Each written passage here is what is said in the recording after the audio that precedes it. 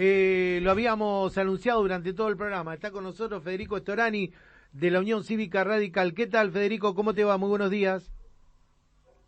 ¿Qué tal? Buenos días, ¿cómo están ustedes? Bien, bien, muy bien. Gracias por nuevamente, anticipadamente, por estar aquí en el programa. Es un gusto para nosotros.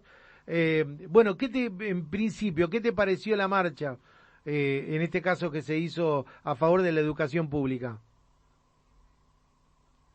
Bueno, la marcha me pareció una demostración magnífica de la reacción popular, porque así debe ser catalogada, no fue de un sector, sino que fue de la inmensa mayoría del pueblo Ujú. argentino en defensa de algo tan arraigado en la conciencia de la gente, del pueblo, como es la educación pública, porque existe una conciencia que la educación pública es la que puede dar igualdad de oportunidades y de posibilidades para poder desarrollarse, y que nuestro país ha construido su mejor historia a través justamente de la educación. Ujú. Creo que tocó una de las fibras muy, pero muy íntimas, esta política del gobierno ultraconservador de Milei, de ultraderecha, cuando quiso afectar la educación pública, porque ahora retroceden, pero realmente quisieron afectarlo, y la reacción fue magnífica en cuanto a una demostración que va a ser considerada como un hito. Me atrevo a categorizarla como un hito, como una bisagra, que Sí. es un antes y un después en la historia argentina, la marcha del martes pasado. Sí, y yo coincido, multipartidaria, porque muchísima gente, uno tiene alrededor gente amiga, familiares y todo, que quizás no todos pensamos igual y que sin embargo decían, no, no, con esto no, incluso gente que apoyó a este gobierno con su voto, dijo no, hasta acá, no, no vamos a permitir este tema porque se dice se va camino a un arancelamiento, y realmente no, no lo queremos, ¿no? Teniendo tantos premios Nobel que salieron de la universidad pública. Creo que todavía das clases allí. Estoy Ya estás dando terminando de clases. dar mi clase en los lunes, que soy profesor titular en la Facultad de Derecho Ujú. de la Universidad Nacional de La Plata. Como le había dicho a la producción, me tomaba unos minutos para poder conversar con ustedes. Bueno, te lo agradezco nuevamente y me parece maravilloso porque estás hablando prácticamente en primera persona. Y tenemos un historiador, nosotros en el programa, ha salido antes, obviamente, y hablando de este tema, hizo un raconto cuando se instaló en la universidad, bueno, ya en épocas coloniales, pero hay dos hechos destacados, no solamente cuando se hizo gratuita en época de Perón, sino también que yo en lo personal no lo sabía, o digamos se me había pasado en 1918, tuvo la reforma de Irigoyen, para nombrar que hubo varios partidos populares que quisieron que esto fuera de esta manera, no logrando que fuera gratuita, pero sí con reforma y dando la posibilidad a todos, ¿no?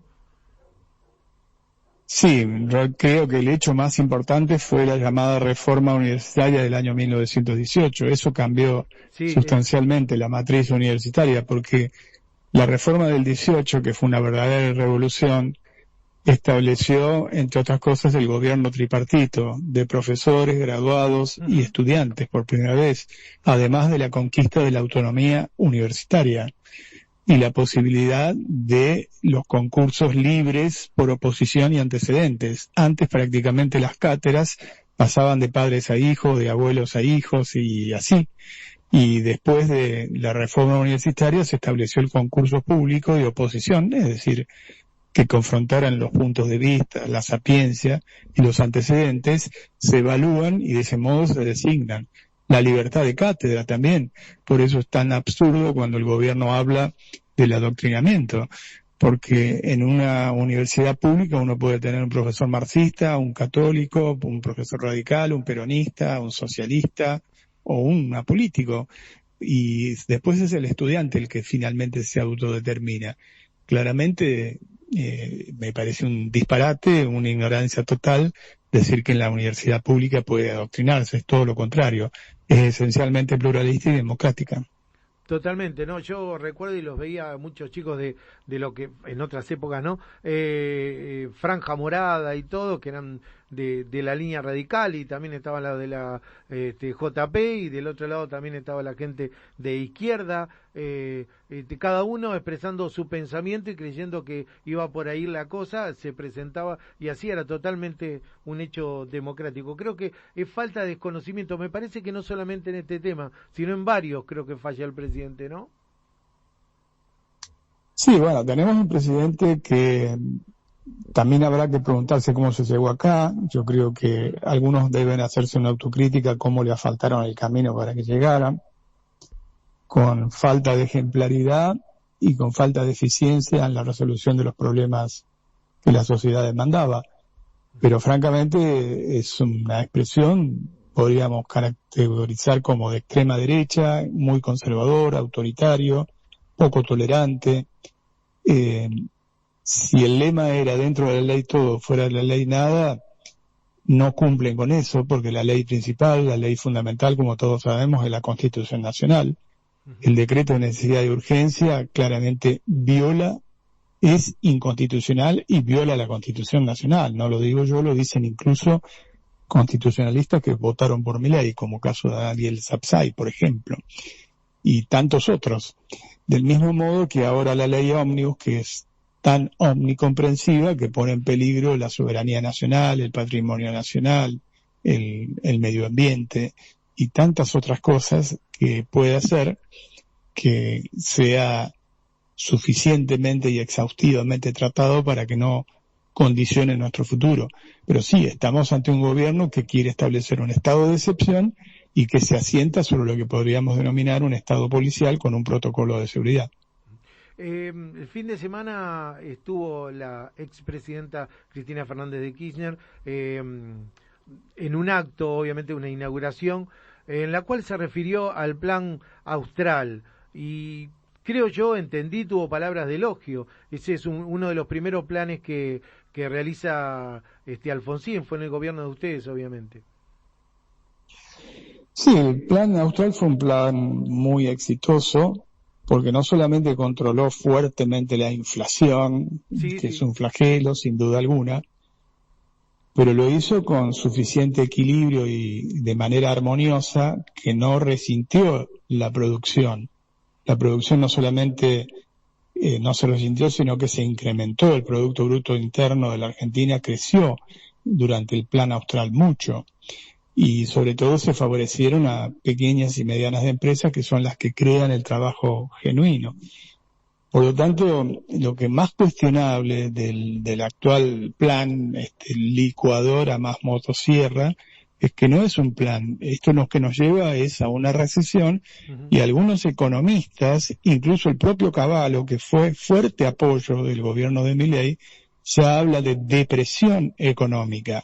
Claro, ¿cómo no va a bajar la inflación si nadie compra nada? Claro. Si cae todo, no compran ni siquiera los medicamentos que los médicos prescriben.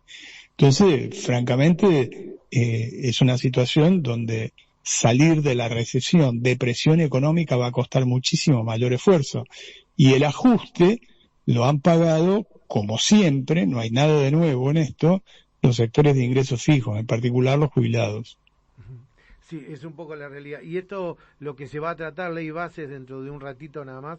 No sé, yo estoy acá desconectado, no de la producción, se debe estar comunicado, si ya empezaron a sesionar. ¿Cómo ves en este momento a esos radicales que aparentemente apoyarían alguna de las leyes? Los que están en este momento en el Congreso. Yo creo que hay que rechazarlo en su conjunto y desmenuzar el proyecto madre, digamos, de ley Ómnibus y hacer un análisis en particular. Algunas muy pocas cosas pueden ser razonables, yo diría que más del 90% hay que rechazarlo porque es muy malo, negativo a los intereses de la nación y del pueblo argentino. Pero bueno, tiene que ser debatido en el Parlamento. Yo creo que el péndulo viene cambiando en su orientación, se viene inclinando mucho más hacia quienes planteábamos una posición más intransigente de oposición, que es el lugar en el que el pueblo nos puso. Porque el fundamento de la legitimidad democrática nadie se lo va a negar, que tiene derecho, digamos, a gobernar, pero también la oposición tiene el mismo derecho porque la soberanía popular es indivisible, vale tanto para quienes son oposición como para quienes oficialismo. Cada uno tiene que ejercer su rol para